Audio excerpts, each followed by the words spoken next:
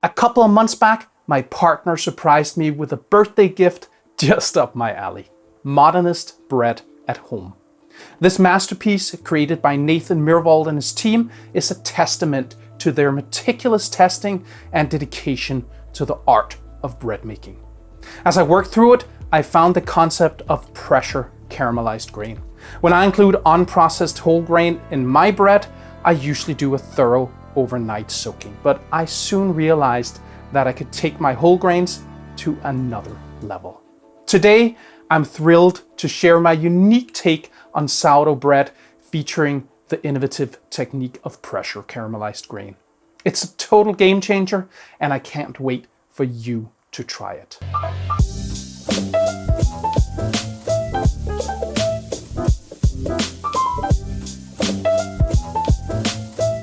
Hey there, I'm Sune, and I'm not just a food enthusiast, I'm a full-blown food geek. I'm here to share my passion and my knowledge with you. Today I show how to make sourdough bread with soft flavor bombs of whole grain that you add as an inclusion to your bread. Don't be intimidated by the term pressure caramelized grain. The technique is relatively easy and you can master it using a pressure cooker or Instapot, which empowers you to create delicious bread at home.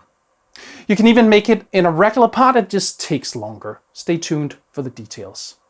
First, you cook the grain with salt until it's soft but chewy, al dente as the Italians would say. Then add the grain to a mason jar with butter, sugar, baking soda, and water. Cook it under pressure until deliciously caramelized. Once the grains have cooled, you can add them to your bread recipe. The result, the softest, most flavorful, and most delicious healthy bread you've ever tasted. If you'd like to support the channel, please consider joining my Patreon. You can also buy some merch, use the super thanks, or use the links for tools and ingredients in the description. Those were the words. This is the recipe. For your convenience, the full recipe is available on my website. Check the link in the description. Start by placing a medium bowl in the sink and washing 280 grams of whole grain. It's a simple process. Drain and add fresh water until it runs clear. I'm using emmer for this recipe.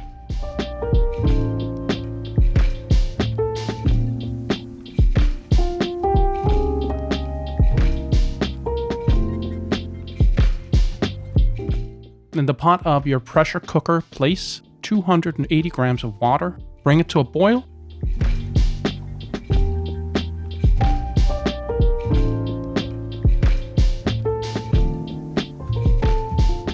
Then add 1.6 grams of salt and the washed grain. Place the lid on top and lock it in place. Wait for the valve to lift, showing 15 psi. Turn the heat down, but ensure there's enough pressure to keep the valve up. For emmer, I cook for 30 minutes. Some timings for regular grains, it's 25 minutes for wheat and 40 minutes for rye and Coruscant. Modernist Bread at home has a table with all the most common grains. If you use an Instapot, set it to custom mode and select 12 psi. If you want to cook in a regular pot similar grains with lid on, test the grains every 10 minutes until they're soft but still with a bite. Add water if needed. Once the grains have cooled down, you can commence with pressure cooking the grains. To the grains, add 85 grams of melted butter, 60 grams of sugar with 1.4 grams of baking soda mixed in, 140 grams of water.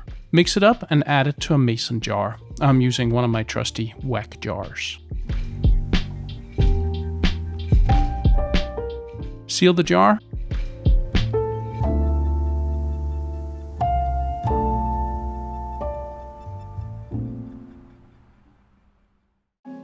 Then add enough water to fill the pressure pot about halfway up the side of your jar. Turn up the heat.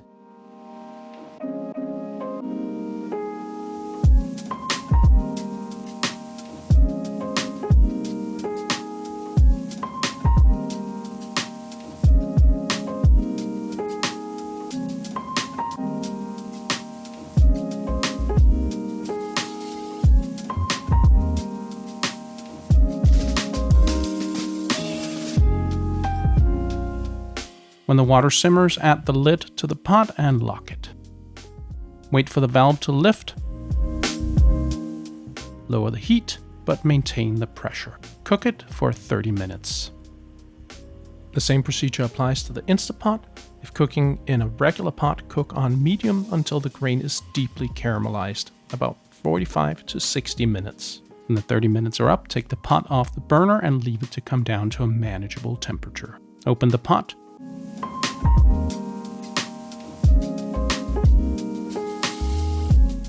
Carefully lift the mason jar out and put it on something heat resistant.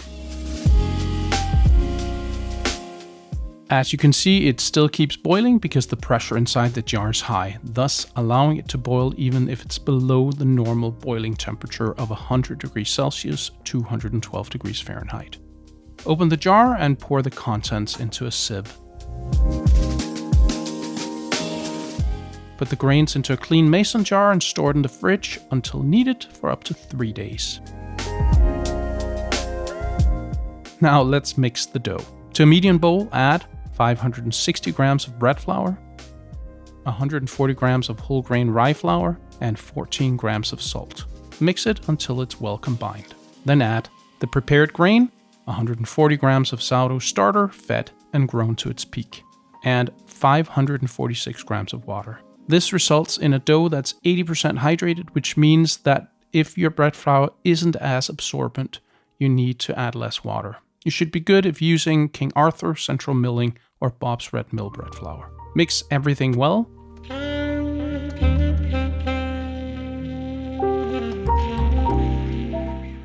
Clean up the bowl and let it rest covered for an hour.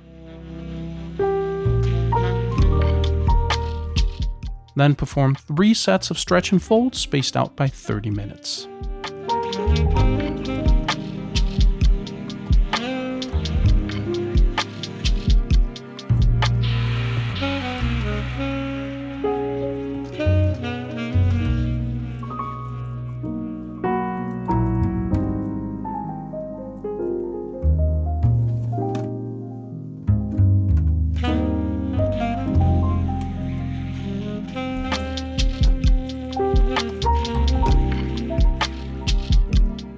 Put the dough in a proofing container with straight sides. I use nonstick spray to help it come out easily after fermentation.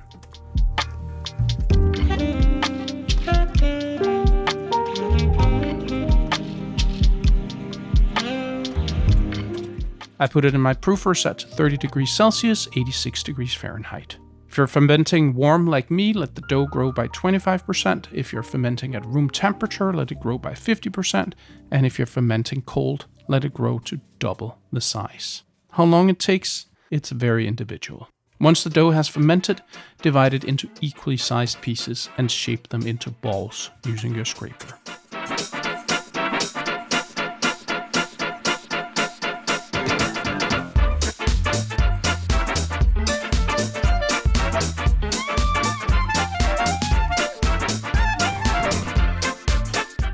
Then let the dough rest for 20 minutes. Do a final shaping. I'm shaping the first one as a boule.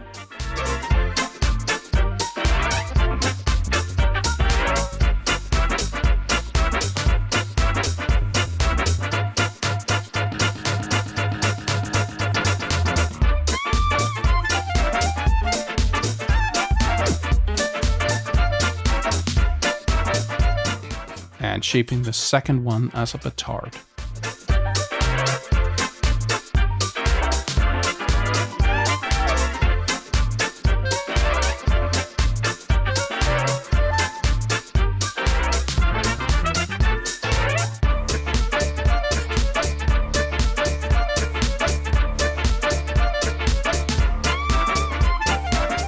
Put it in a super cold fridge overnight. When ready to bake, heat your oven to 230 degrees Celsius, 450 degrees Fahrenheit, with a Dutch oven inside. Then take one of the loaves out of the fridge, dust the bottom with rice flour, clip it onto a peel, score it,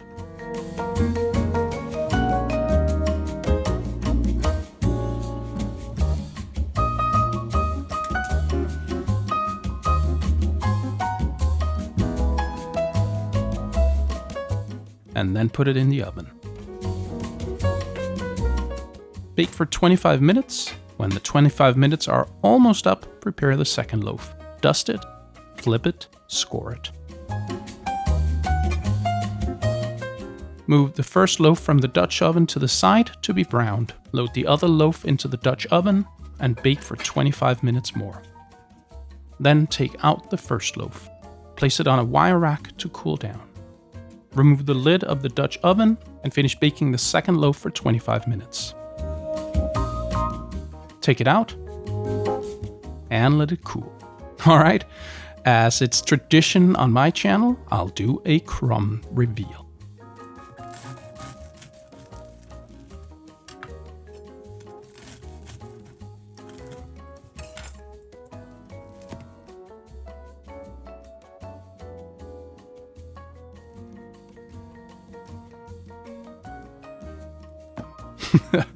The crumb is so soft you won't believe it. Let's have a look at this gorgeous bread.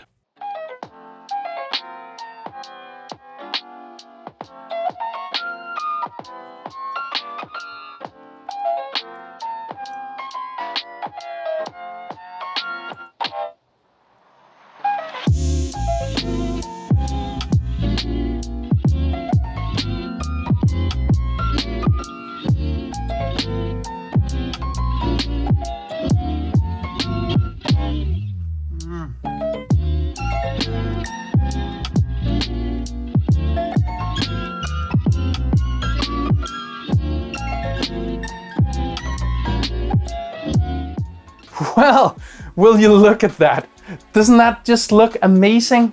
If you're looking to elevate the healthiness and taste of your bread, this technique is the way to go. It's a simple yet effective way to make your homemade bread even more nutritious and delicious.